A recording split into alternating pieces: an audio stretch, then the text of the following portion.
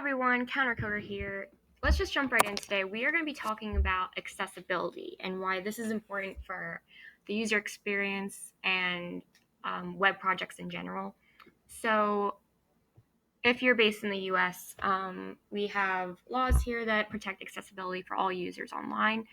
And while this does help people with disabilities and accessibility issues, this also helps web designers in the fact that if you look right here on the official US website, government website, accessibility overlaps with other best practices such as mobile web design and device independence, multimodal interaction, usability, design for older users, and search engine optimization. Case studies show that accessible websites have better search results, reduce maintenance costs, and increase audience reach, among other benefits. So this can impact everything about your website, whether you are designing it or using it. If it's important because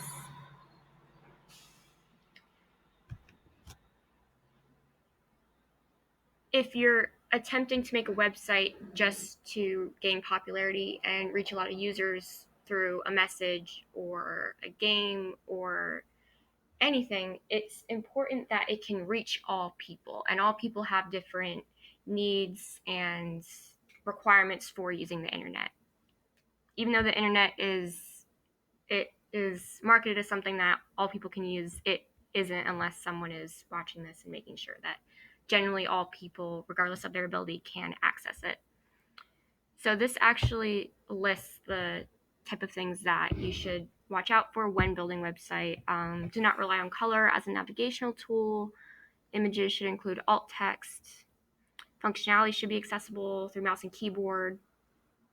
Provide transcripts for podcasts. That's very important. We talked about that earlier about in, I believe, my first video with Android, providing text-to-speech options and captions for all of its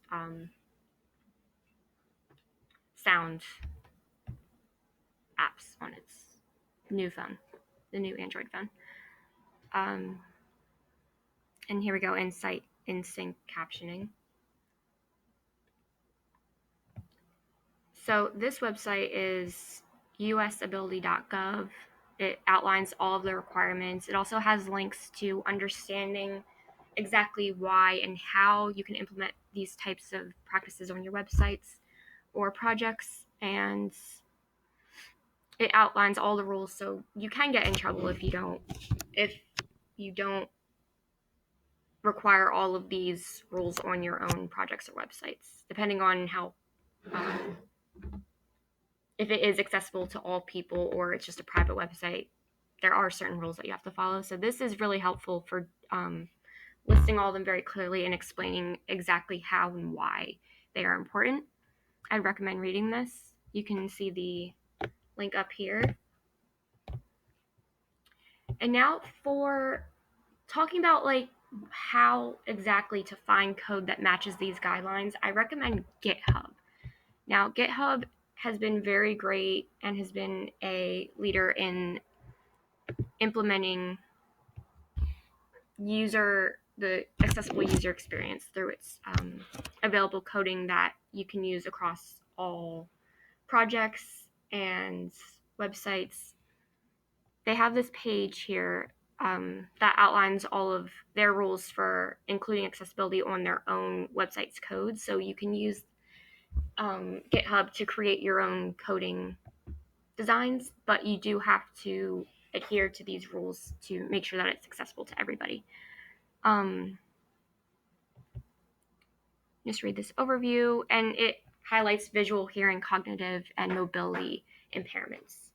And I do like that it says making your products accessible benefits everyone, not just people with disabilities.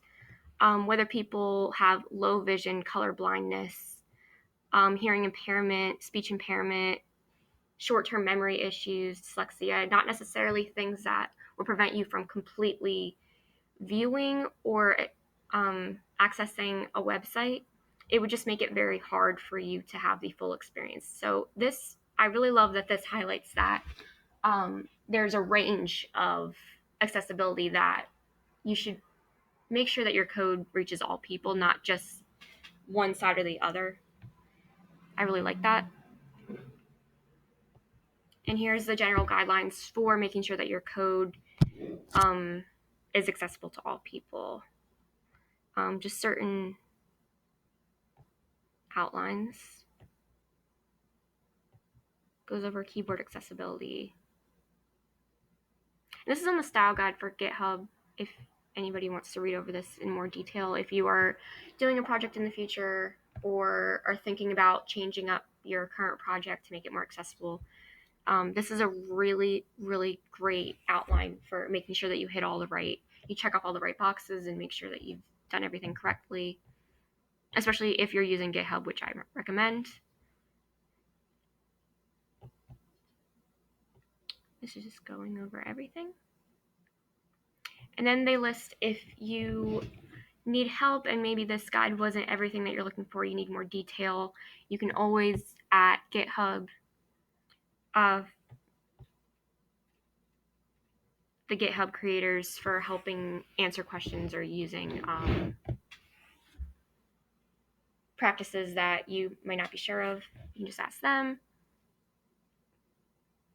And then here, GitHub/accessibility repository for more information and learning resources. So definitely recommend GitHub if this is something you're interested in or you would like to learn more about the accessibility issues online. And also back to the Usability.gov. A lot of great resources here. Related content, I would recommend these resources. They're great for learning more about this topic. And I really wanted to make this video to highlight the issues that come up when building code because it isn't something that all of us think of, especially coding. It is important to remember who you are making your projects for. It's not you, it's all people. And I think that's a really great attitude to have when building, regardless of if it's for a website, a new company, an app. It's always a great way to look at how you're building something. Okay, I'm going to leave it there.